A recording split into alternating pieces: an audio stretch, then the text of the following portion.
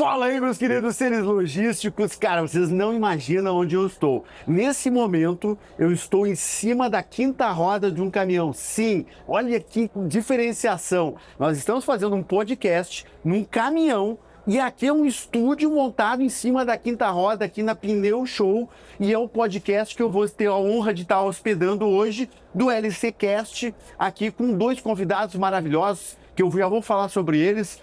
Que vão falar, cara, a gente já falou aqui sobre tantos assuntos aleatórios, que esse podcast aqui promete, cara, mas eu juro por Deus que eu vou tentar ficar num clima bem técnico aqui, inclusive, que certamente está afetando muito a tua vida aí nesse momento, que é o fator aí, canal de osmose, petróleo, será que isso tem alguma coisa a ver com o custo do pneu? E esses caras aqui são magos do assunto e nós já vamos entrar nesse tópico aqui. Mas antes disso, eu queria lembrar para vocês que, cara, tem aquele negócio todo que eu sou mendigo do like aqui, né? Então, por favor, aproveita aí na entrada aqui, Ser Logístico Raiz, já entra dando seu like, comentando. E eu vou deixar uma pergunta para vocês. Nós vamos falar de pneu e um dos caras aqui é da Michelin. E eu particularmente adoro pneu Michelin, mas eu vou deixar a pergunta para vocês interagirem aqui com a gente de largada qual é o pneu que tu mais curte aí, que você mais usa e mais gosta? Comenta ali nos comentários para nós, interage com a gente ao longo do podcast inteiro. Eu prometo para vocês que vai ser bem interessante isso aqui. E, cara, te inscreve aqui no podcast do pessoal aqui, porque, cara, é uma forma de também estar incentivando que trazer mais conteúdo bacana aqui para vocês, etc. E, obviamente, eu já ponho na lista aqui de chamada. Por favor, não te esquece de mim, né, cara? Vai lá também, depois de assistir o podcast, depois de ter gostado e parará, vai lá no Ser Logístico. Se eventualmente tu não segue, aproveita e já segue o Ser Logístico lá. É a maior plataforma de conteúdo sobre logística do mundo hoje. Então, humildemente, estou aqui mais uma vez tentando agregar valor para vocês aí, porque meu propósito aqui é levar o patamar da logística através da divulgação. Chega de falar, vamos para os nossos convidados. Cara, eu tô com duas feras aqui, bacana, eu vou deixar eles falarem um pouquinho, porque obviamente eles conhecem mais a vida deles do que eu, né? Eu só sou um metido aqui na parada, mas primeiramente aqui com o Léo, da própria Michelin, né, Léo? Isso aí. E, porra, eu já entrei aqui dizendo pra ele a real, cara, adoro pneu Michelin, velho. Mas tem um motivo depois ao longo do caminho, eu vou falar agora, ao longo do caminho eu vou falar. Então, por favor, Léo, te apresenta aqui, cara. Então vamos lá, meu nome é Leonardo, Arcieri do Vale, eu tenho 50 anos, sou casado, tenho 3 filhos. Sou mulher, cara. 3 mulheres. Meu Deus!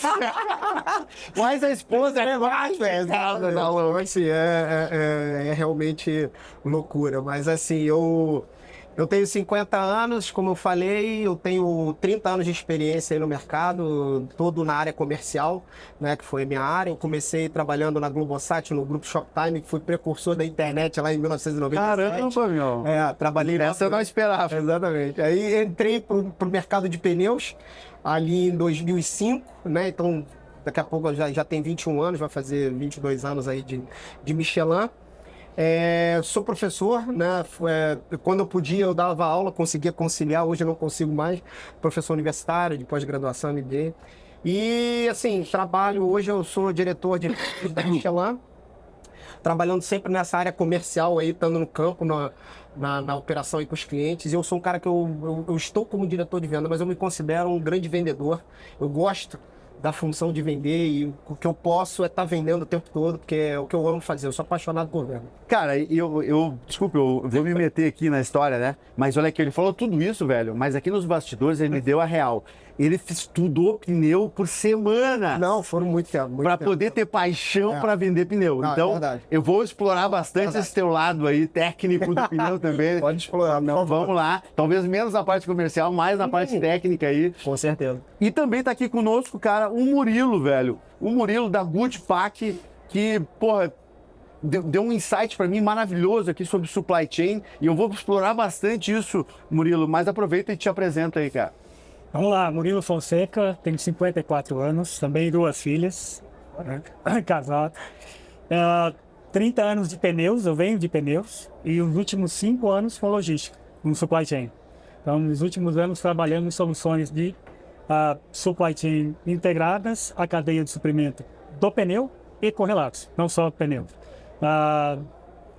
Sou apaixonado pelo assunto, esse nosso de logística, sou apaixonado por pneu.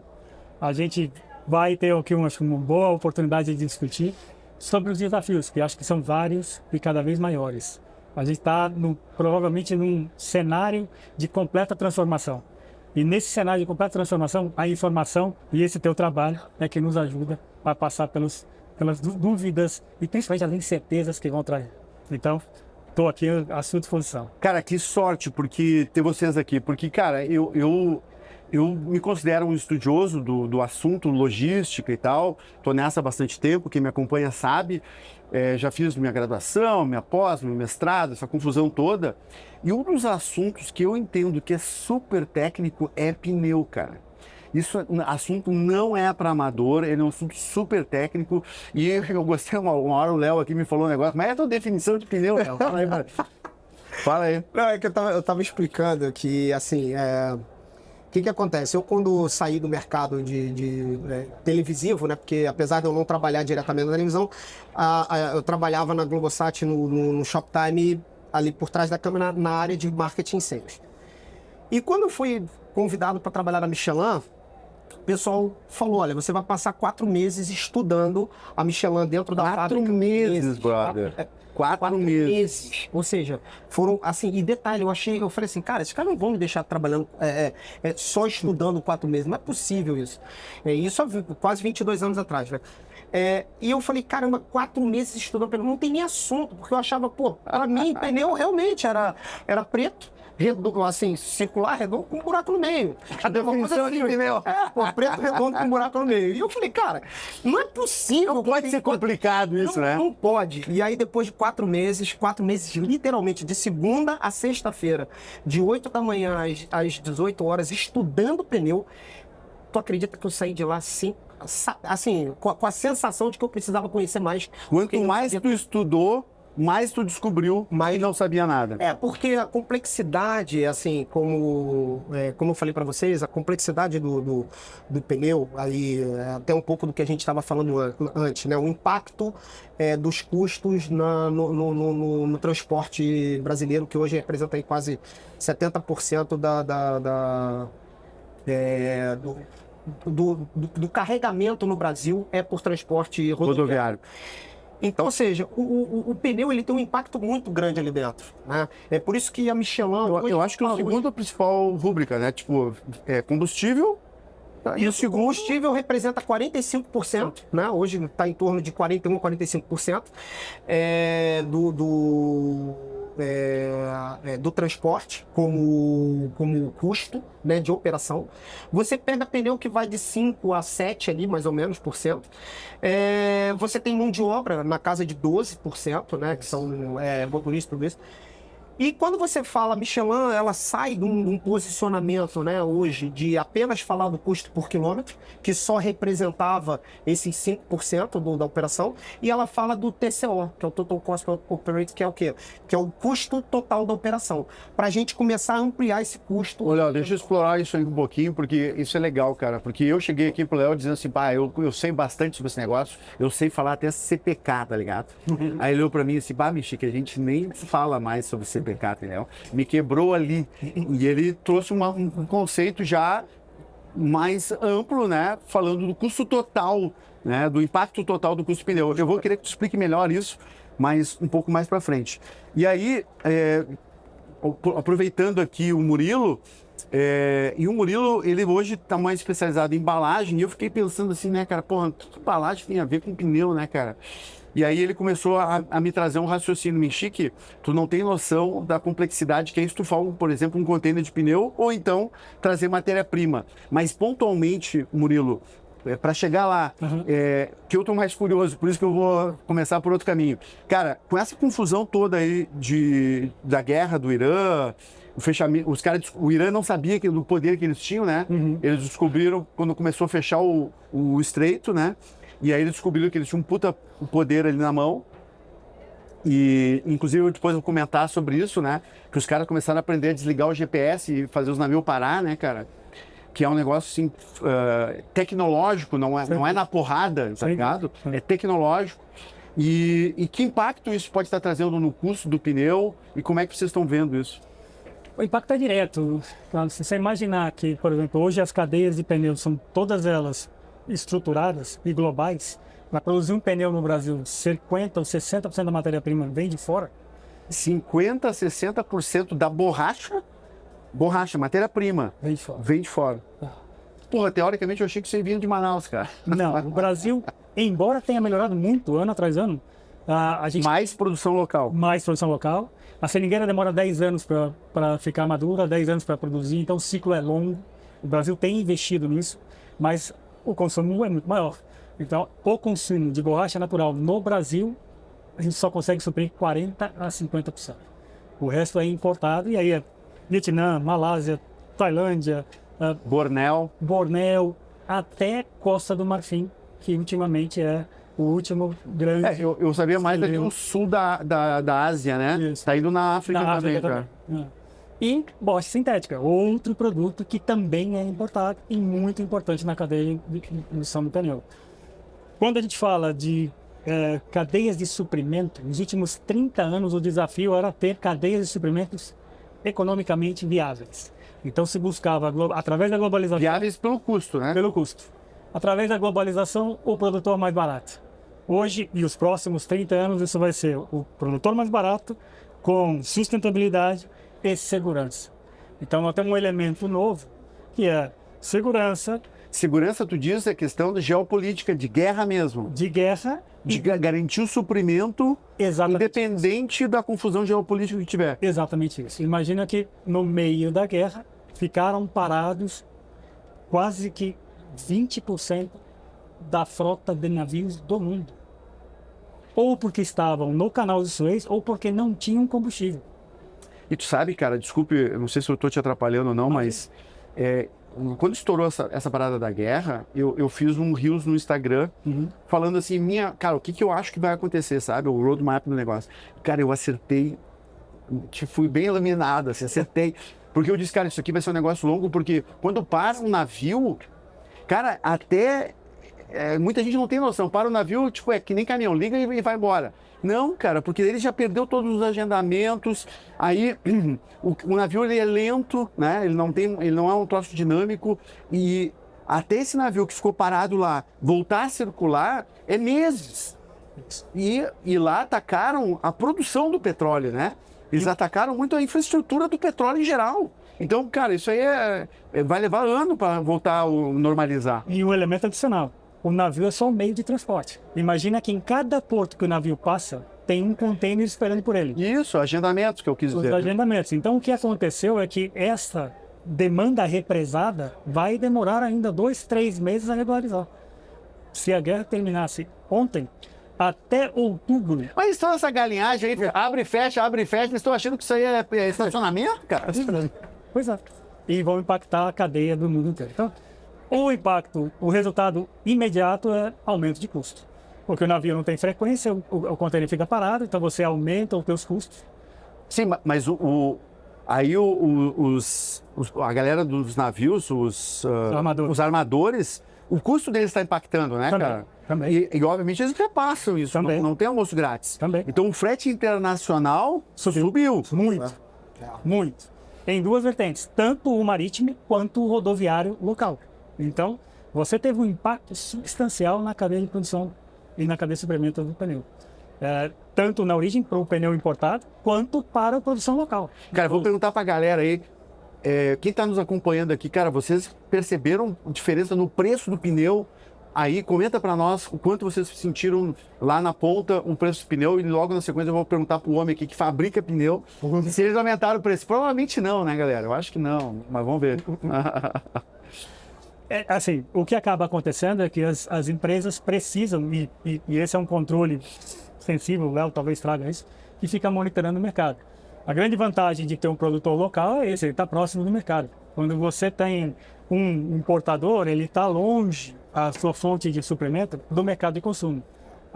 No caso, a Michelin está produzindo dentro do Brasil. Então, o tempo de reação da Michelin é mais curto do que um cara que está importando, que está esperando o mercado. Isso é uma boa pergunta, cara.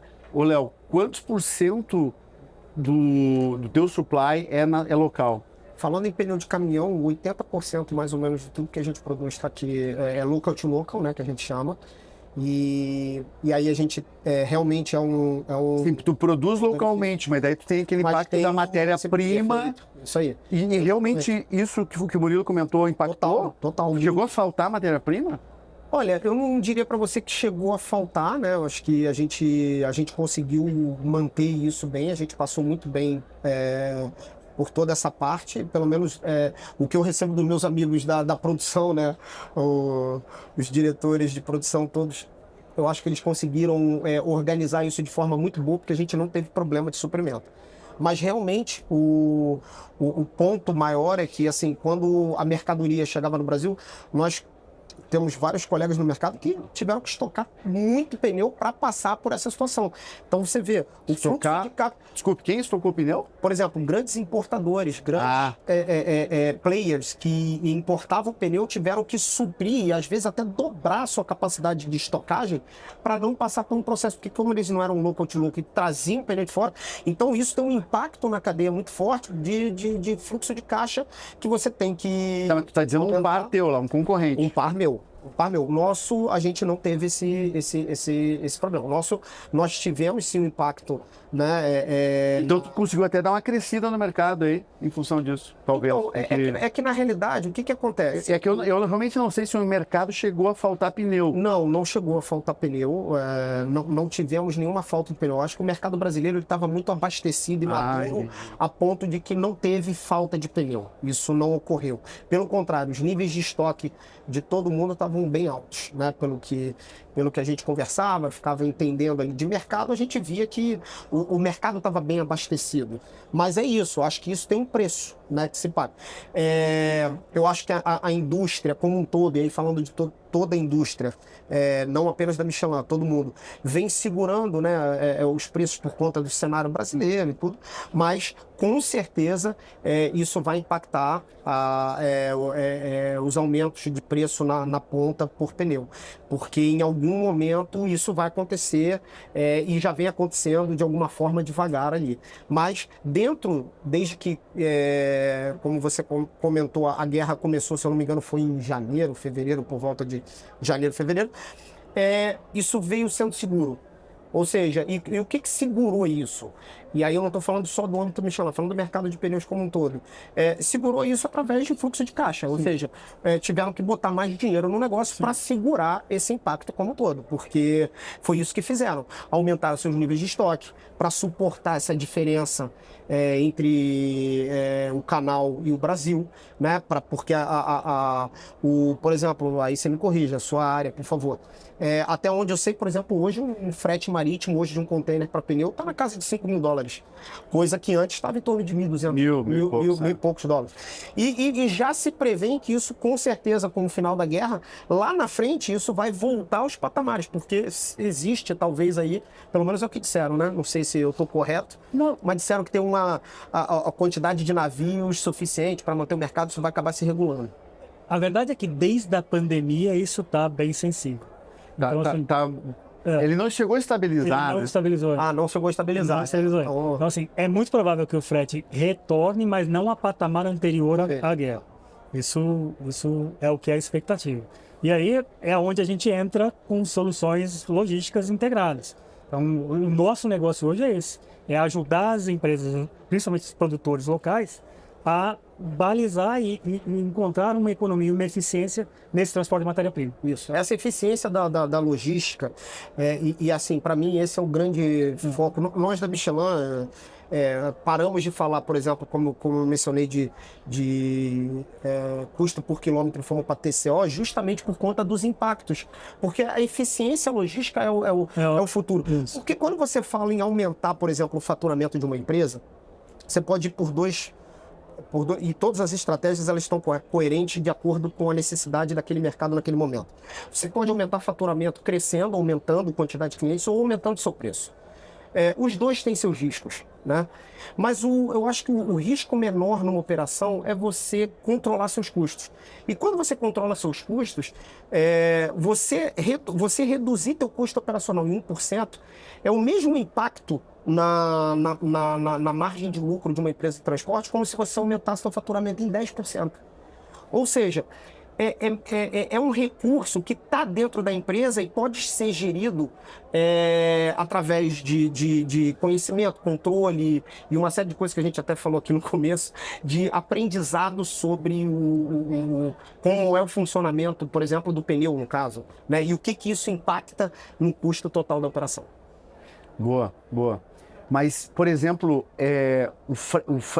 o frete e importação da matéria-prima, nesse patamar de preço, quanto representa o frete no custo pneu? Eu sei que é uma pergunta, talvez até difícil, mas tu consegue dizer isso? Quanto que ele representa no custo do pneu? É que é difícil você pegar esse percentual isolado. É difícil mesmo. Porque eu vou te explicar, cara, o que acaba acontecendo. Você pega um momento como esse que o frete subiu, os custos aduaneiros subiu. A gente tem um problema hoje de operação no Porto Santos, por exemplo. A gente tem um problema de operação hoje no Porto Suape. E a carga que estava chegando, que você está planejando, que normalmente você tem um custo, ele é elevado. Então, quando a gente fala de tarifas de importação, impacto no custo, vamos lembrar que no custo do pneu, transformação, matéria-prima e mão de obra e energia entram e compõem muito, eu diria assim, muito fielmente aquilo que é repassado para o consumidor. Então, se a gente está num momento de Brasil onde a operação portuária está complicada, frete está subindo, custo de energia está subindo, discussões sobre 6x1, discussões sobre eficiência operacional, isso tudo é pressão na cadeia, principalmente pressão na manufatura local. E esse é o desafio da empresa no Brasil para lidar com isso. E aí, o que a Michelin busca e é o que a gente ajuda é encontrar formas nessa cadeia de trazer e gerar savings, economias, né? Ou seja no transporte, ou seja no handling, ou seja na armazenagem, né? Esses são os desafios diários da manufatura. E eu acho que o desafio que foi feito até no nosso bate-papo anteriormente, o desafio que eu acho que a indústria de pneu hoje ela se encontra justamente o desafio de diminuir seus custos, e aí todos eles, né? Seja logístico, compra de matéria-prima, produção, entrega, todo o seu custo, e aí todas as indústrias, não estou falando aqui especificamente do Michelin, mas eu acho que esse é um grande desafio, causado até pelo mercado globalizado do jeito que ele está hoje, e você tem que ter uma eficiência sem perder a qualidade e sem perder a sua real entrega. Porque, por exemplo, a Michelin, ela não quer, ela briga para baixar seus custos, mas não a qualquer custo. Ou seja, eu não posso abaixar o custo do meu pneu perdendo a qualidade da entrega do que meu produto ele tem por final. Então, por exemplo, temos grandes inovações em produtos, temos produtos extremamente inovadores, que tem uma dificuldade muito grande de você mostrar isso num produto, como eu falei, preto, redondo, com um buraco no meio, porque assim, se eu colocar para você 6 carros de marcas e tipos diferentes, você consegue identificar facilmente o que tem naquele carro, né? Você consegue tranquilamente dizer quais são os benefícios, olhando para ele, que eles vão te entregar com a tecnologia embarcada nele. Se eu te mostrar 10 marcas diferentes de pneu, você vai dizer, é tudo preto, redondo, com buraco no meio. Como é que você está dizendo para mim que você tem um grande faturamento da Michelin mundial sendo investido em inovação e tecnologia, se eu não consigo ver isso? Não tem a percepção não é tão fácil, né? Não é pelo seguinte, você vai pegar, por exemplo, a gente tem uma tecnologia fantástica que é o que a gente chama de regeneração da banda, né? Ou seja, a gente começa com um sulco no pneu e ele vai se regenerando, chega a uma certa quilometragem, a uma certa profundidade, que ela abre uma nova escultura para ter uma nova performance. Cara, a produção de uma tecnologia dessa, para quem entende da indústria de fabricação de pneu, é muito difícil de você perceber. Mas nem eu entendi. Pera aí. Tu está dizendo que a carcaça dura mais? Vamos lá. A ideia é o seguinte, tem todo um diferencial aí. A ideia dessa tecnologia é fazer com que a resistência ao rolamento seja menor, a eficiência seja maior e, por exemplo, o impacto no meio ambiente seja menor. por conta do carbono, porque você vai gastar menos, ou seja, você vai poluir menos. Então, a ideia embarcada dentro dessa tecnologia, ela tem um pacote de um monte de coisa aqui dentro. Mas, para o cliente que está comprando na ponta e para a eficiência do business dele, ele vai querer saber o seguinte: bom, então o pneu vai durar mais? Vai, e vai economizar combustível. Como? Porque eu tenho uma tecnologia que ela muda a escultura dela para você ficar com... O que é a escultura no pneu? A escultura é o desenho que está na parte de cima na banda de rodagem. Tá. E aí, por que ela faz isso? Porque eu costumo explicar muito isso para os meus clientes, né? Como eu falei para vocês, eu sou da área comercial, eu sou vendedor por natureza, né? Então eu pegava normalmente aquele lápis com aquela borracha na ponta, pegava um novo e falava o seguinte: se eu começo a apagar, a tendência do taco da borracha ele é quebrar, porque a borracha está muito alta e a tendência de você balançar e flexionar para um lado e para o outro é dela romper. Ou você perder a borracha de forma mais rápida. Quando a borracha ela começa a acabar e vai mais para o final, você percebe que ela fica mais rígida e ela tem mais precisão. O pneu ele funciona muito parecido com isso. Então, se você criar uma escultura, ou seja, o desenho do pneu, o sulco do pneu, ele for muito alto, os primeiros milímetros de borracha se perdem muito rápido. Bom, então como é que você vai fazer para que aquilo ali não seja dessa forma? Você cria dois tipos de banda diferentes dentro da mesma banda. Então, ou seja, eu produzo uma menor que ela abre e se transforma em outra. Só que isso tem um custo tecnológico imenso embarcado nesse. Cara, eu nunca tinha ouvido falar sobre isso. Que legal, cara. Que legal. Se vocês estão curtindo aí, cara, comenta aqui, cara, interage comigo, porque eu tô nessa jogada aí há bastante tempo, nunca tinha ouvido falar sobre isso. Ô, Léo, o que a gente escuta muito é que com profundidade de sulcos maiores tem mais quilometragem, mas isso não é uma verdade. Não é uma verdade. Mas não é uma verdade pelo seguinte, porque dentro da engenharia de produção de um pneu, seria muito simples, né? A indústria já teria resolvido o problema de todos os pneus do mundo. Faria um pneu com sulco de 60, 70 gigantescos, que você pneu de trator. Exatamente, rodaria infinitamente.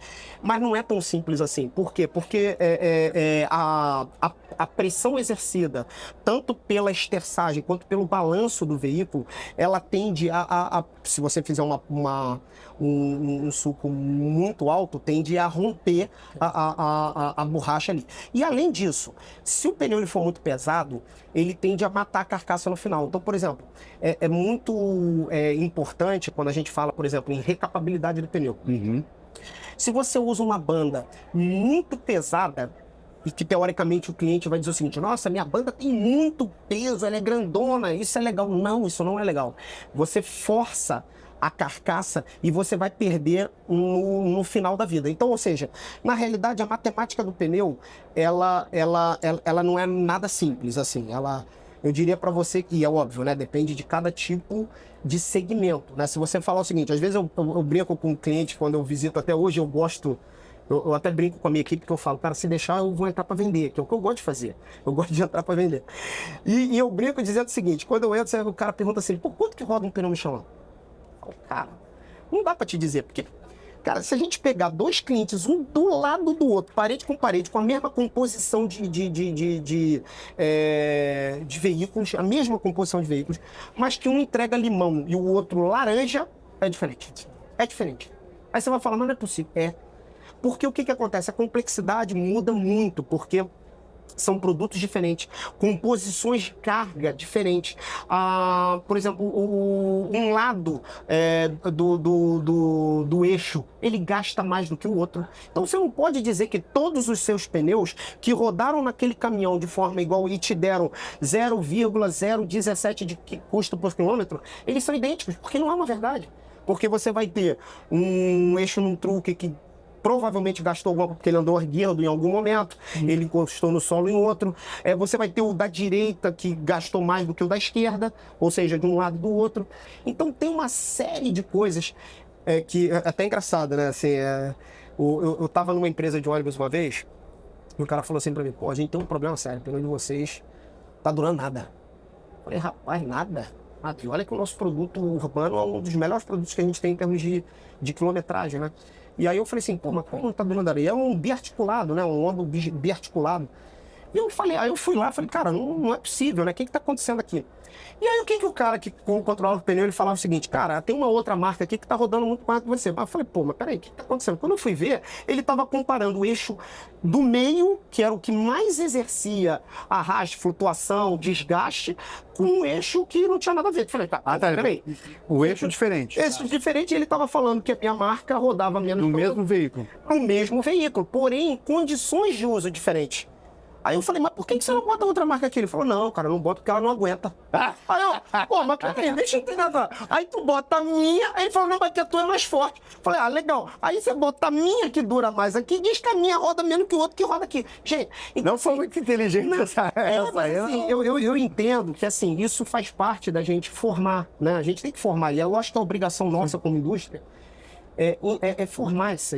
E levar o patamar da logística através da educação. Muito obrigado. Ó, viu? Isso. Por isso que eu cheguei te dizer lá, eu quero conhecer a fábrica. Por favor, vocês dois estão extremamente convidados, assim, de verdade, a conhecer a fábrica e ao que vocês puderem conhecer. Porque na minha cabeça sempre foi isso, né, Léo e Murilo? Vou botar o pneu aqui, vou mapear, né, o sulco dele, comprimento, bota no veículo. Normalmente eu boto no par, né? Do outro lado, um concorrente. E tu tá me dizendo que do lado direito e do esquerdo já influencia. Mas então como é que a gente... Olha a pergunta. Como é que eu faço a análise? Porque eu tenho que ter uma análise quantitativa para saber a durabilidade do pneu. Eu acho que a gente tá falando que, pneu é um negócio técnico. Extremamente técnico. Eu super concordo com isso. Acho que a gente negligencia esse assunto muitas vezes. Mas no frigir dos ovos lá, como é que eu faço para determinar qual pneu dura mais? Então, eu acho que assim, hoje, e aí como o Murilo estava falando lá embaixo, quando a gente estava conversando, é verdade. Hoje o mercado, ele hoje fala muito em todos os canais como são extremamente importantes. Eu acho que isso é um serviço para a sociedade maravilhoso que você faz, que é levar informação para todo mundo. Eu acho que isso é o que tem de melhor. Porque eu acho que mais do que eu falar alguma coisa, eu costumo dizer o seguinte, eu procuro dizer o seguinte, se todo mundo que trabalha com transporte começar a conhecer e começar a trabalhar o custo total da operação, ele naturalmente vai saber escolher o que é melhor para si. E não sou eu que vou dizer. E aí... Vou te interromper rapidinho, mas para deixar a galera ligada, ele vai explicar para nós a diferença de CPK e custo total. Mas lá pro final, fica comigo até o final do vídeo, cara, senão vai perder. Fica junto. Então, assim... Cola na minha. Não, Mas, assim, eu acho que o principal é realmente um assunto vasto que a gente... eu acho que dá para fazer assim uns 20 podcasts só sobre esse assunto, que eu acho que tem muita coisa legal para se falar. Tá, mas eu te atrapalhei. A pergunta era como é que o cara faz o teste? Então, assim, na primeira etapa, você controlar o custo primário dele, ou seja, você botar, e aí conjuntos completos, né? A gente fala que é pegar conjuntos caminhão inteiro, todos com as marcas e com seus pneus para aquela função, ou seja, o pneu para tração na tração, o pneu para truque no truque, o pneu direcional. Eles vão ter gastos diferentes, totalmente diferentes. E quando você quiser comparar entre marcas, é pegar por exemplo, você não pode pegar um Scania e botar para comparar com o Mercedes e conjunto completo fazendo o mesmo circuito. Não vai adiantar. Por quê? Porque a dirigibilidade de um veículo como o Scania, o comportamento dele de estrada é diferente de um Volvo, que é diferente de um Mercedes, que é diferente das outras marcas. Quer dizer, tem que ser o mesmo caminhão. Tem que ser o mesmo caminhão, a mesma composição de implemento. Eu digo ceteris paribus, né? Não pode tudo. Tem que ser tudo exatamente igual. E medidos com a mesma... E aí, óbvio, né? A gente também fala muito do que a gente estava falando, de, por exemplo, utilizar a digitalização, que é, por exemplo, usar empresas como a Michelin, tem a Michelin Connect Fleet, para poder fazer o tracking, né, o rastreamento do veículo, que ajuda você a dizer o seguinte: você pode fazer isso no caderninho, como se fazia antigamente, não tem problema nenhum, mas você usar a tecnologia para poder te ajudar nisso, também você ganha eficiência nisso. E aí você combina os dois e você vai chegar no que eu chamo de primário, que é saber o custo por quilômetro naquela operação todinha dentro da primeira vida. Aí você continua ele tirando os pneus, indo por uma recapagem, fazendo a segunda vida, depois a terceira vida, e aí até onde ele parar para você ter o custo da vida total de um pneu. Para você entender o que ele te entrega até o final da vida, até o último. Cara, eu vou dizer uma coisa assim, muita gente que me acompanha também tem professores, né? Tem alunos, pego nas minhas redes sociais, eu pego absolutamente toda a cadeia, né? Tá aí, cara, para quem estiver estudando, eventualmente fazer até um trabalho de conclusão, de faculdade, porque isso aqui é tese, né, cara? Tu tá construindo uma puta tese aqui e é um trabalho de longo prazo, porque... Total. E que o impacto é absurdo. Pegando vida do pneu, e que aí porque muito pneu chinês, vou usar falar assim, a carcaça vai se desmanchando, né, cara? E tem uma coisa que é interessante, que é o seguinte, a primeira fase é você controlar a vida do pneu, a composição dele, que ele entrega. E que isso vai representar dentro do TCO, que eu chamo de, que a Michelin chama, e hoje a Michelin trabalha com o custo total da operação, que está dentro dos 5% do que representa o custo da operação, que é o pneu. Porque tu tá falando do pneu, mas também do combustível daí. Então, aí o combustível representa de 41% a 45%. Mas segura aí, porque eu tô louco pra fazer uma pergunta pro Murilo, mas eu vou botar o Murilo numa calça justa aqui, cara. Ih, rapaz. Ô Murilo, eu entendi mal ou tu trabalhou em outras fábricas também? Você entendeu bem? Quais foram as fábricas mesmo? Trabalhei na Goodyear e trabalhei na Pirelli. Pirelli. Qual é o melhor pneu? Vai lá, desenrola aí. A gente fala muito de performance, a gente fala de aplicação. Então, assim, o Léo falou do pneu Michelin urbano. É um excelente pneu. Pneu fora serviços pesados. A gente tem outras marcas que performam melhor. Então, assim, cada marca tem uma especificidade e tem um produto que se destaca. Onde todo mundo joga muito parecido é no rodoviário, a gente chama de long haul, que é as grandes distâncias. Mas aí tem um porquê, o Léo trouxe aqui, porque é muito difícil, nessa característica de serviço, as comparações serem reais. Porque muda o veículo, muda a estrada, a angulação da pista, a posição do pneu. Então o que acaba acontecendo é que para o serviço de longas distâncias, rodoviário, de carga, a gente tem uma briga muito pareia. Agora, tem marcas, Michelin tem produto excelente no urbano, outras marcas têm outros serviços que se destacam por aquela especificidade, né? Então, assim, é difícil essa resposta. Como tudo no pneu, a primeira resposta é assim, olha, depende. E é isso mesmo, Depende. É verdade. Porque assim, eu acho que se você controla o custo total da tua operação, você consegue escolher melhor a marca. Por isso que eu digo sempre, se você controlar o custo total da operação, você consegue escolher melhor. Mas o problema, Léo, desculpe, eu me atravessei aqui, mas, cara, certamente muita gente tá falando isso. Vamos cair na real agora, eu e tu, nós três aqui, tá? O que eu vejo na vida real? O cara não tem sistema para fazer essas paradas. O cara tem papel, caneta e não tem, ou um Excel. Porque se tirar Excel em gestão de frota, desarmou metade da gestão da frota do Brasil. Muito mais da metade. Os caras me pedem, pelo amor de Deus, me dá uma planilha. E eu sou o cara contra a planilha, por exemplo. Porque eu acho que o cara... Porque não adianta... Eu vou elaborar um pouquinho, Murilo, já te passo a palavra. Não, tranquilo, vai.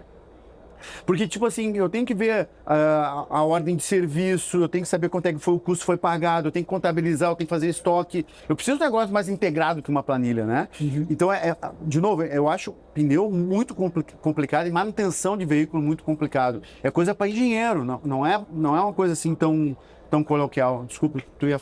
Não, e é complementar, esqueci. A gestão da frota, ela passa pela gestão do equipamento.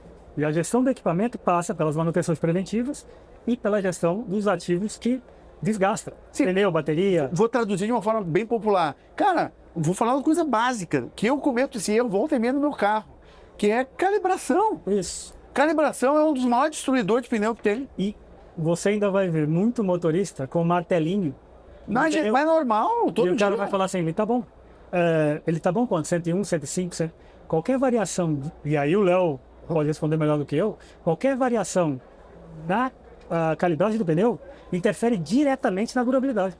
Total. E no combustível, que daí vem um pouco do total, mas só no finalzinho eu vou falar sobre isso. Não fala sobre você. Não vou falar. Não. Eu vou falar sobre isso que você falou, que foi interessantíssimo, até pro público que está assistindo. Quando a gente fala em calibragem, quando você está desregulado na calibragem,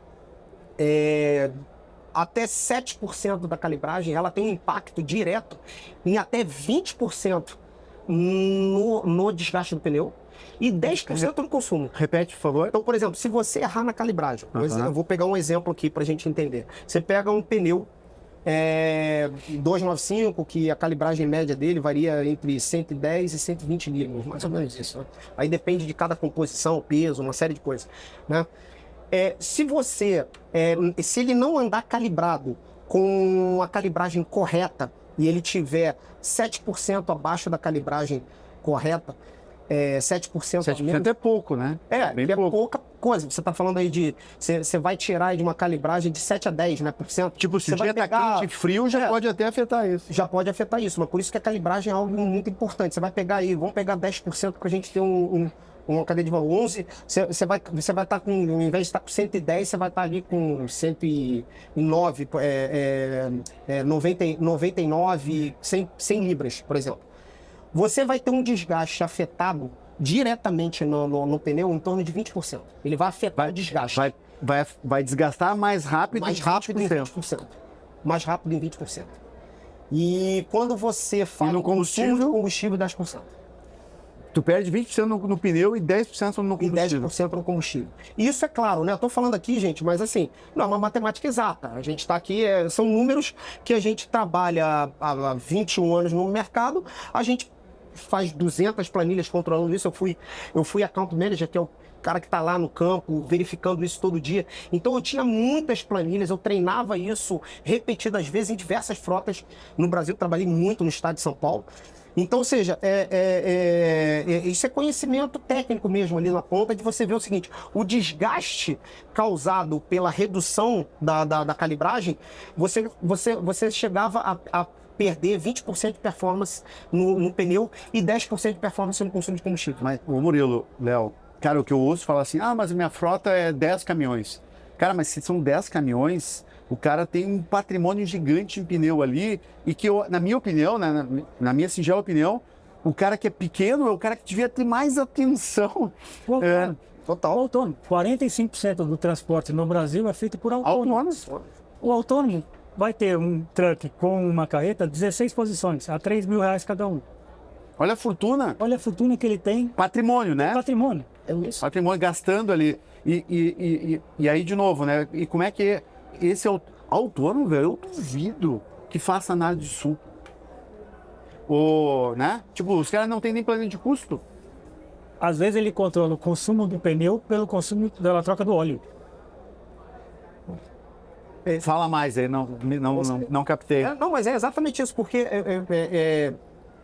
a gente acha... Pô, eu tô no mercado, como eu falei pra você, há 20 anos. Eu acho que eles vão no visual, velho. Não, mas tem muito autônomo que controla mesmo assim, ó. O Brasil, ele tem... porque assim, isso é dividido da seguinte forma, né? Eu conheço empresas gigantescas que não controlam seus custos bem. E conheço umas que controlam muito bem. Conheço empresas médias que controlam muito bem. Conheço empresas médias que também não controlam. E conheço autônomos que controlam muito bem e que também não controlam. Mas você tem autônomos que controlam sim. Tem autônomos que eles controlam no caderninho dele perfeitamente bem. Até consumo de combustível o cara controla.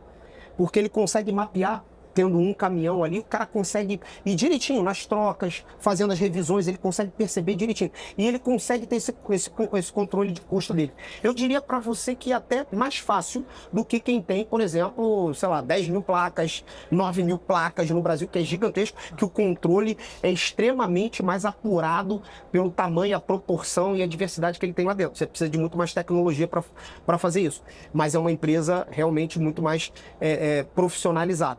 Agora, o mais importante é que o impacto que tudo isso causa na eficiência produtiva dele no mercado é enorme. E muitos não fazem ideia. Só para você ter uma ideia, por exemplo, 35% do TCO, né, do custo total da operação, é de mão de obra.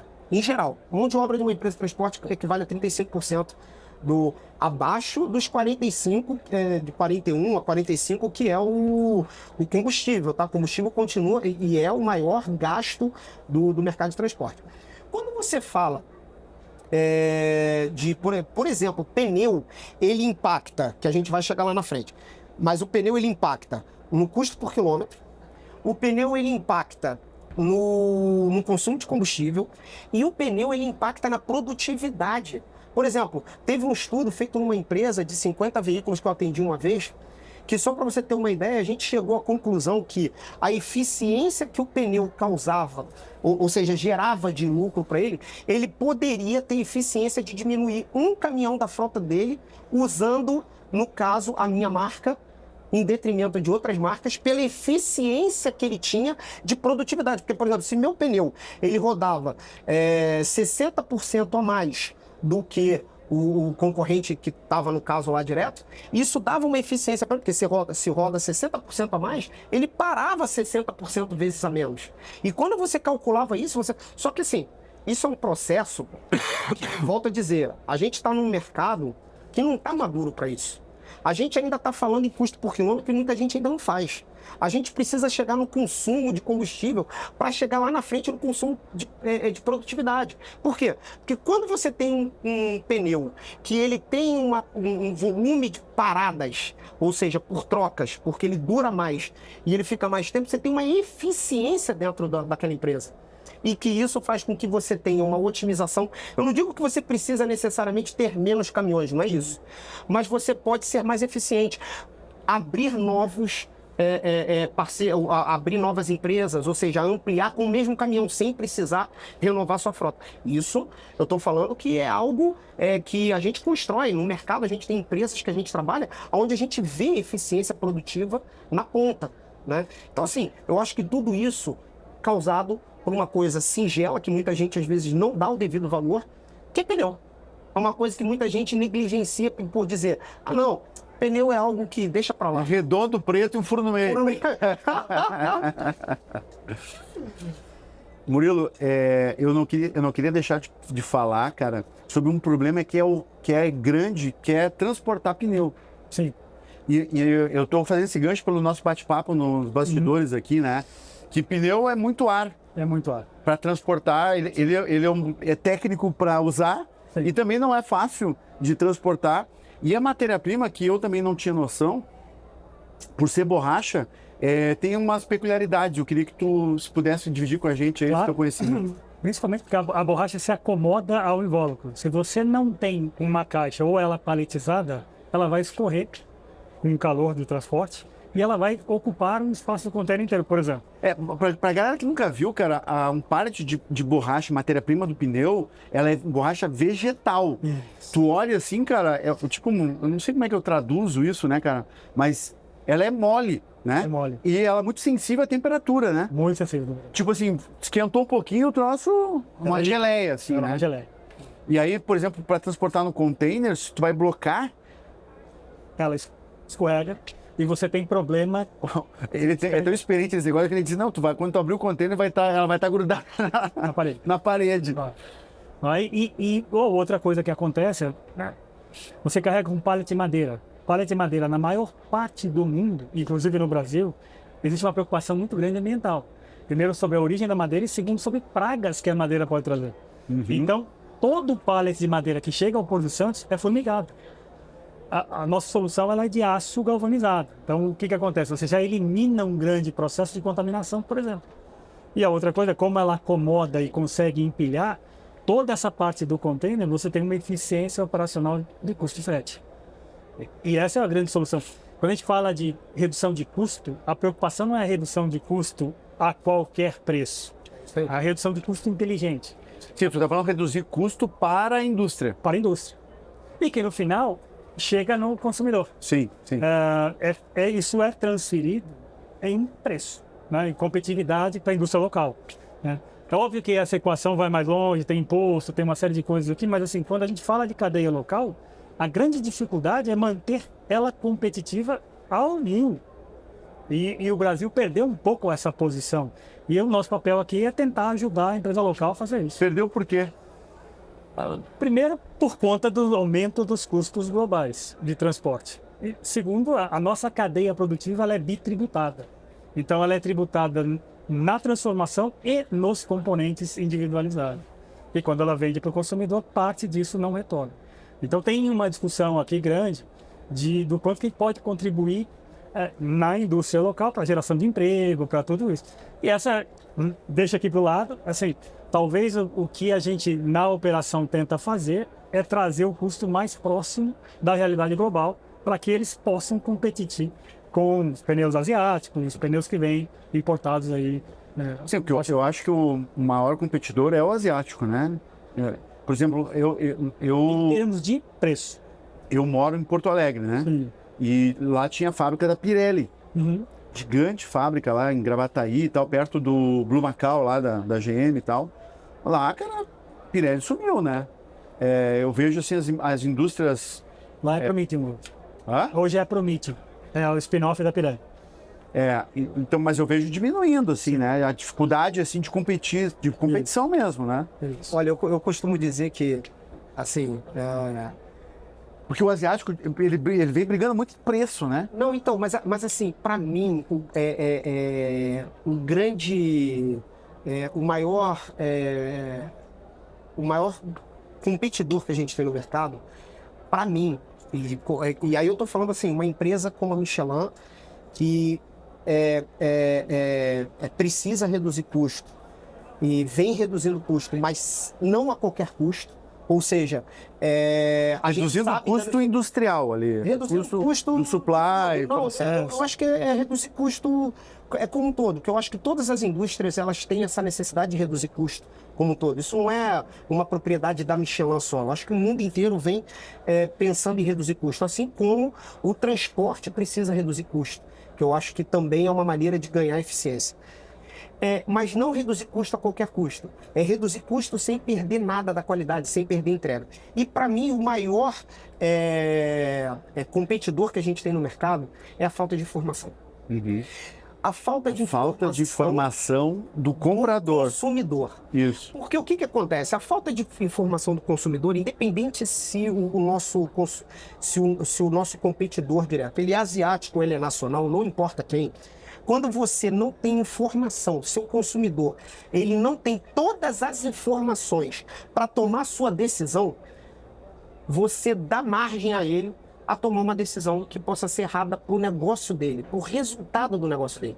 E a culpa não é dele como consumidor, a culpa é nossa. Então assim, Benfica, eu acho que uma das coisas que você falou e que eu achei muito legal em você, que assim, é a sua intenção de formar, de dar informação a esse setor, que é muito importante.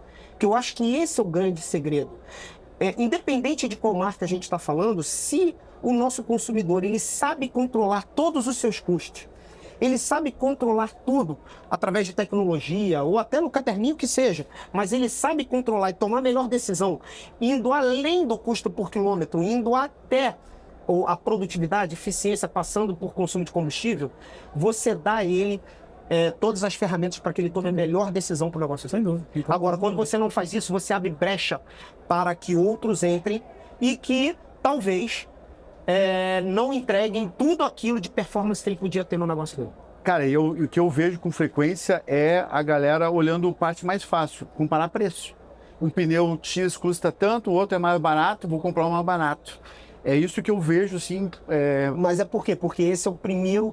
Por isso que eu comentei aqui no início, né? Porque isso até eu sei fazer, né? É isso. Na realidade, na realidade eu estava conversando outro dia com o consumidor, que ele falou assim, porra, não, mas é difícil você vender isso, porque os pneus são todos iguais, eu não consigo ver a diferença ali dentro. E eu falo, sabe qual é a única maneira de você ver a diferença que está tecnológica dentro de qualquer tipo de produto? É usar e controlar.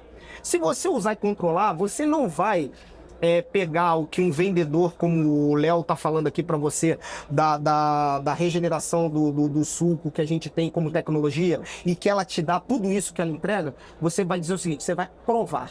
E você vai ser um cara que vai dizer o seguinte, a partir do que eu provei, eu posso dizer o seguinte, isso que eles estão vendendo, eles entregam mesmo. Essa é a melhor maneira da gente conseguir mostrar o que a gente tem. E não através simplesmente de falar, de controlar e levar ao uso e à utilização daquele produto. Mas sabe qual é o problema que eu vejo, Léo? Apesar de concordar integralmente com o que tu está dizendo, é que o que eu percebo é que a galera não tem método para fazer o controle. Perfeito. Aí, cara, sem método, é tipo um carro veloz sem freio. Perfeito. Então, aí a minha preocupação muitas vezes com os nossos cursos, com o nosso conteúdo e tal, é instrumentar com método, porque e o nosso mercado geral, eu acho que a logística como um todo, mas o transporte em especial, ele tem baixo nível de informação. E aí tu mesmo aqui antes, eu não sei se foi agora ou foi antes, tu estava dizendo assim, cara, tem muita gente levando pro caminho errado. Tem. E tem muita gente, porque assim, ó, eu falo com um pouquinho de propriedade, não sou o cara que mais entende de pneu no mundo não, pelo amor de Deus, gente. Aqui são informações que eu tô dando, reais, que eu tô no campo, né? Eu sou um diretor de vendas que vim de vender o pneu mesmo porta a porta. Mas pneu não é uma venda técnica, Léo? Então, o pneu, para nós da Michelin, é uma venda completamente técnica. Ó. Mas por que ela tem que ser completamente técnica? Porque se você não ensinar o seu consumidor a controlar o pneu, ele vai confiar apenas na minha palavra. O que eu não acho isso legal. Eu não quero que ele confie no que eu estou falando. Mas eu quero que ele prove. Não, eu quero que ele veja. E tu tem que ensinar o cara a pescar, né? É isso, e é isso que a gente divulga. Na nossa equipe de venda, o que a gente mais divulga é o seguinte, é ensinar que ele controle aquilo ali, de todas as maneiras possíveis. E às vezes você pega diversos pessoas que estão no mercado já, e eu vejo isso há anos, tá? Eu estou no mercado há anos, e já vi diversas pessoas que têm muito tempo trabalhando com pneu aqui e ali, mas que não eram profundo conhecedores e que às vezes ensinam técnicas que, em certa parte, tem razão, não está de todo errado, mas ela não é completa. Então você vê um lado, mas você não vê o tudo. Porque tudo é uma questão de, por exemplo, eu costumo dizer o seguinte, né?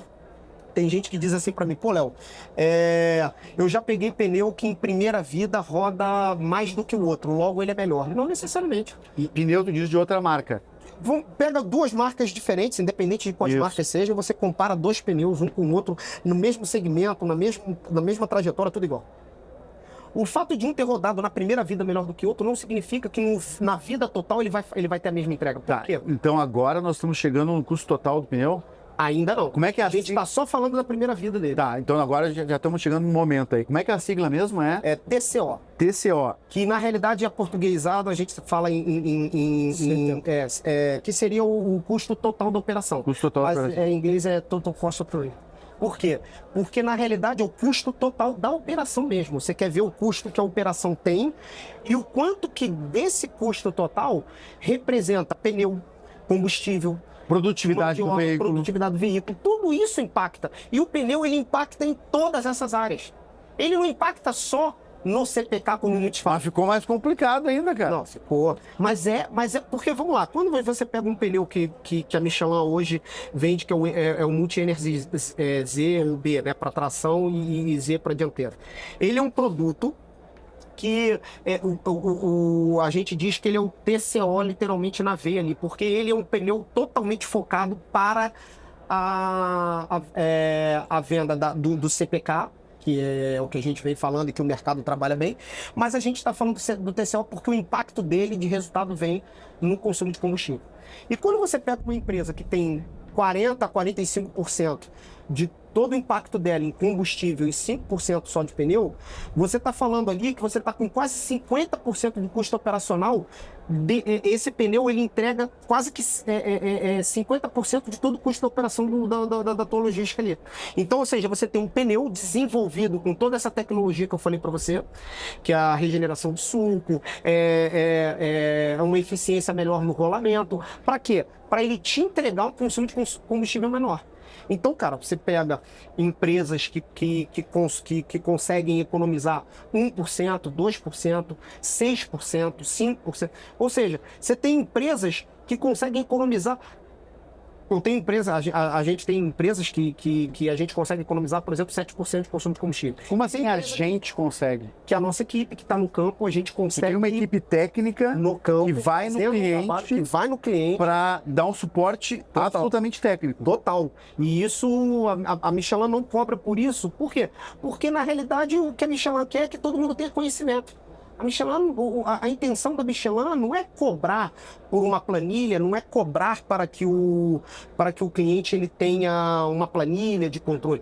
A intenção da Michelin é divulgar a informação para que todo mundo conheça e saiba fazer esse cálculo e ela resolva através das suas próprias, dos seus próprios recursos, obrigado, ela chega à conclusão de qual marca que é melhor para ela. Boa. Ou seja, então a gente faz isso para realmente divulgar a informação. Porque quanto mais informação a gente divulgar e mais a gente ensinar o cliente, é melhor para nós da Michelin. Então, ou seja, a gente Boa. consegue melhorar o empenho de todo o setor. Acho que ficou claro aí o que é o custo total, né? Baseado na tua explicação. Eu tenho mais duas perguntinhas aqui, mas assim, agora a gente dá uma viajada aqui na maionese, tá ligado? Tipo assim, o que vem de novo na indústria do pneu? Porque, tipo, o pneu deve ser o mesmo, né? Rodar, etc., redondo, há 100 anos. O que tem de novidade aí vindo? Sei lá, o chip dentro do pneu? Que tecnologias estão vindo novas aí? Porque nós estamos na época da IA, né, cara? Sim. Tem uma IA para pneu ali. Sim. Murilo. Vamos lá, assim, chip já não é tão novo. Sim, Yacht, né? Já tem algum tempinho, já tem né? um tempo. Então, Mas ele não chegou assim a... eu acho que talvez aí esteja a grande revolução do pneu. A indústria e o consumidor junto desenharam uma solução que a experiência de uso do pneu seja melhor explorada, desde a aquisição até o descarte. Então aqui através da digitalização, talvez, com diversas plataformas distintas, você ter, por exemplo, o controle da pressão pela carga, da melhor rota, como eu vou fazer uma aquisição, que pode ser através do CIOT. Então, assim, aqui tem uma oportunidade gigantesca. A digitalização e a tecnologia chegou para dentro do produto. Agora a gente precisa levar para dentro da cadeia e principalmente para o consumidor. Então, se você me pergunta qual é o grande desafio da indústria hoje, é ela sair do analógico. Aham. Ela tem uma dicotomia muito grande, que é: eu melhorei o produto, eu tenho tecnologias embarcadas no produto, na matéria-prima, e isso cada vez mais se explora. Então, Léo trouxe aqui uma inovação da Michelin fantástica, tem tantas aí em matéria-prima. Eu acho que o próximo breakthrough, a próxima grande inovação vai ser na experiência do consumidor. É aí que eu acho que está o pulo do gato. Mas, desculpe, é que tu falou assim, comprar pneu com CIOT. Como assim? Vai ter algumas... O pneu é um custo de aquisição elevado. Estamos falando de um bem durável de R$3.000. Nós vamos encontrar formas de que toda essa experiência de transporte converja para melhor economia e para melhor gestão do cliente, do consumidor. Então aqui é uma experiência do consumidor. Até hoje a indústria olhou para o veículo. O veículo era a preocupação. O veículo, a aplicação, o serviço. Hoje nós vamos olhar para o consumidor. Nós temos que olhar, deixa eu entender o que o meu consumidor precisa nessa experiência dele de comprar um pneu. Mas consumidor, tu fala do transportador ali. Sem dúvida. Sem dúvida. Ou do autônomo. Ou do autônomo, sim. Ou do autônomo. E aí, explorando um pouquinho mais, em todo lugar que o pneu passa a ser um item de performance, trabalhando custo por quilômetro, custo por hora, essa mesma abordagem ela é válida. Nós estamos falando de mineração, estamos falando de construção, estamos falando de pneu agrícola, estamos falando de pneus onde a performance do pneu importa mais, às vezes, do que o visual ou alguma coisa do tipo. Então a gente separa um pouco essas duas conversas. E aí, se você me pergunta, a minha opinião pessoal é que a indústria precisa olhar essa experiência do consumidor de forma mais integrada. E a digitalização vai ajudar muito nisso. A gente tinha soluções do chip no pneu, do controle de frota, da rastreabilidade da frota, da gestão do operador, mas agora a gente precisa integrar tudo isso. E o integrar tudo isso começa Uma perspectiva diferente, bem interessante isso. na aquisição ou descarte. Boa. Eu jurando que tu ia dizer alguma coisa do tipo assim, cara, vamos tirar uma foto do pneu e a IA vai dizer como é que tá o consumo por quilômetro do pneu. Eu vou te fazer mais. O ideal, se você parar para pensar que o pneu é onde o veículo toca no chão, ele tem a leitura de velocidade, a leitura de carga, a leitura da direção, a leitura do risco que está sendo assumido. Como telemetria. Como tudo, porque é como o teu sapato. Se você pisa no chão, é ele que está te dizendo. Ah, eu tenho ouvido falar para os caras correr melhor, assim, eles estão analisando né, Exato. a pegada do cara. A metáfora é a mesma, só que o veículo é um elemento de complexidade muito maior. Sim. E você imagina que, por exemplo, a gente falou muito de calibragem, né? Eu trouxe essa relação de calibragem. Imagina que a calibragem também tem um outro vetor, a carga que está sendo transportada. Uhum. Então, além da pressão correta, é a pressão correta na velocidade correta e na carga correta. Isso prolonga a vida do pneu. Imagina que eu tenho uma IA em tempo real falando isso para toda a tua frota. Mas isso existe ou... Já estamos bem próximos disso. Aham. Já estamos bem próximos disso. E aí, do meu lado, que é aí puxando a sardinha para o supply chain, o AI também ajudar em previsibilidade, em quebra, em troca, ter uma troca já mais antecipada, não esperar que o cliente peça pelo produto. Aqui, a experiência do pneu não deveria ser um problema. Ninguém compra um pneu por impulso. O cara compra um pneu geralmente bravo porque o pneu falhou ou porque está na hora de tirar. Ah, perfeito. É verdade. Imagina que a gente tem a previsibilidade de falar assim, opa, olha aqui, daqui a 2 semanas vai trocar esse pneu. Desse veículo. É nesse sentido que eu acho que a indústria tem caminhado. Boa. E mais uma vez a gente fala de eficiência, né? Que é o mundo da logística que eu estou integrado hoje. E tu sabe que, tipo assim, cara, eu sou um rato de feira. Esse ano já fui na Europa, feira nos Estados Unidos e tal. Eu não vi absolutamente nada voltado assim pro pneu, tá ligado? Não sei se também eu fico procurando sobre pneu especificamente, né? Porque também tem isso, A né? resposta talvez seja mais rápida para você. Assim, na Europa, eles têm o Repair and Maintenance Contracts, os contratos de manutenção e reparo, que são firmados com as montadoras. Então, a gestão da frota é feita por um terceiro. A preocupação dele é o valor do contrato, não a eficiência que o Léo estava trazendo. É isso aí. Nos Estados Unidos é tão fragmentado que lá o problema é a assistência em rodovia. Então, por exemplo, se você é uma frota nacional, a tua grande preocupação é o teu veículo ficar parado no meio dos Estados Unidos. Então você paga mais para ter uma assistência de socorro em qualquer lugar dos Estados Unidos. São peculiaridades diferentes. No Brasil, com 45% de autônomo, com toda essa dimensão continental que a gente tem, nas condições de serviço que a gente tem muito para avançar. Boa. A gente tem muito para avançar. Boa. Quer adicionar alguma coisa aí, Léo? Não, achei perfeito e eu acho que é isso. Eu acho que o grande desafio da indústria pneumática para os próximos anos é justamente junto com os transportadores no Brasil e no mundo. Obter ganho de eficiência, porque eu acho que a eficiência ela é a palavra realmente futuro, por vários motivos, né?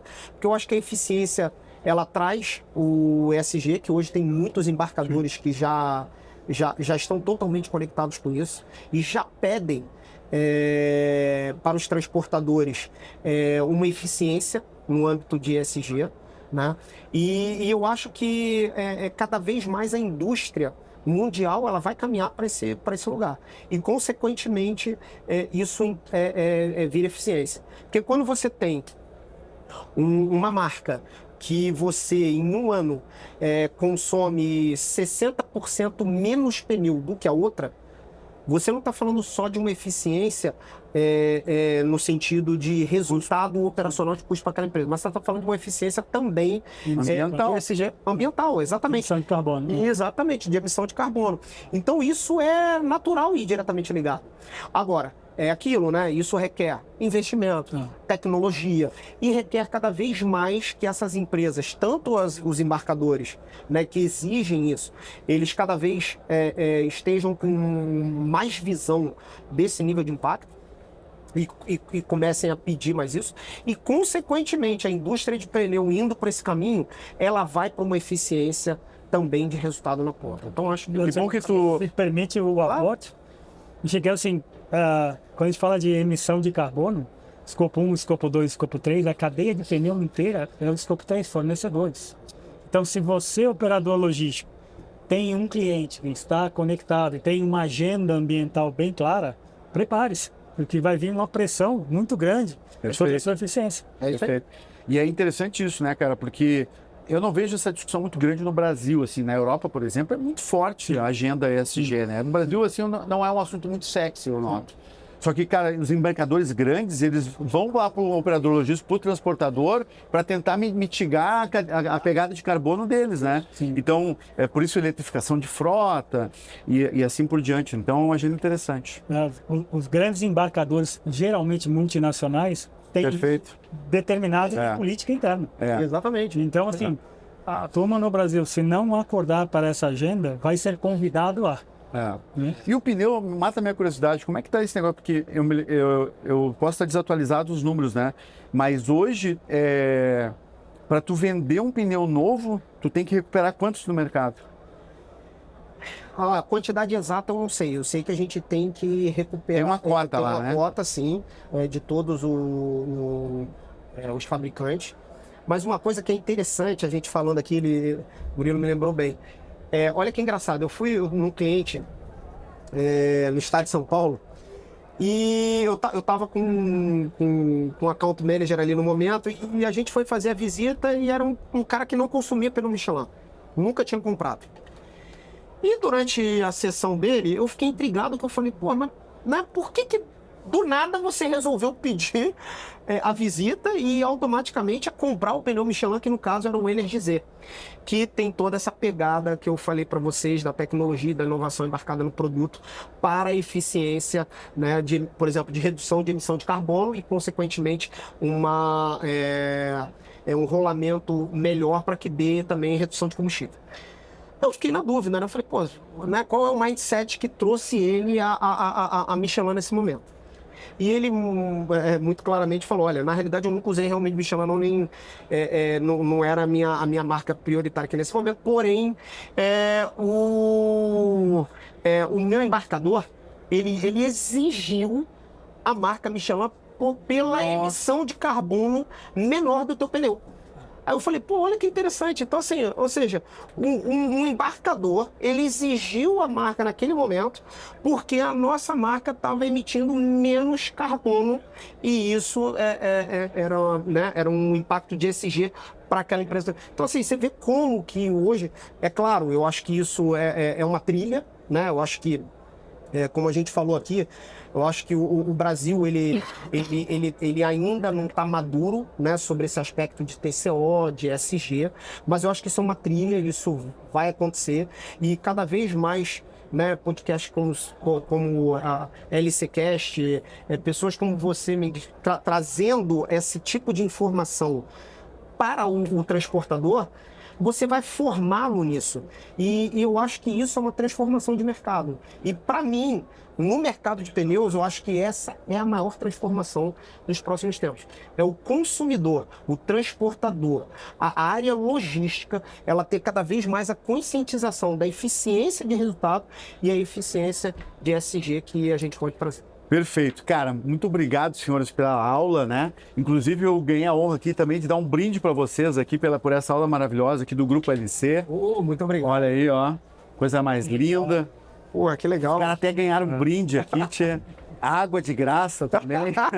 Boa. Bom, muito obrigado. E uma dúvida, nós podemos compartilhar o LinkedIn de vocês aqui na descrição do vídeo? Por favor. Então, se vocês quiserem trocar uma ideia mais individual aí com o Murilo, com o Léo, vou deixar o LinkedIn deles na descrição do vídeo aqui. Posso deixar, né, Paulo?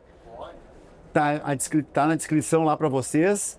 E espero que tenham curtido tanto quanto eu. Não esqueçam, por favor, deixar o teu like aqui, que é a tua contribuição, e comentar, porque de repente, até em função dos teus comentários aqui, o pessoal pode direcionar mais conteúdo em volta das tuas dúvidas, etc. Era isso.